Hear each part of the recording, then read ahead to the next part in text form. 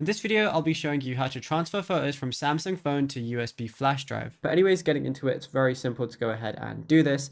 And you can do it with any SD card or drive that you have connected to your Android phone. So what you want to do is connect them via a wire. For example, I have mine currently connected via USB-C. So all I want to go ahead and do is then locate the My Files application. As you can see, I have USB storage 1 right here, but obviously if you have an SD card or anything like that, it's going to show up here as well. All I want to do is while I'm in my Files app, I can go to images, anything like that. Let's say I want to select some images. Then all I'm going to do is press the move icon on the bottom left. But then it's going to show internal storage at the top. But all I want to do is switch it to USB storage 1. And then all I want to do is press move here. But obviously I can make a new folder in here if I want to. And then move it specifically there. I can do the exact same thing with videos too, providing you have enough storage space. So let's say I want to select a few of these. What I'm going to do is press move again, go to USB storage, and then I can move them here.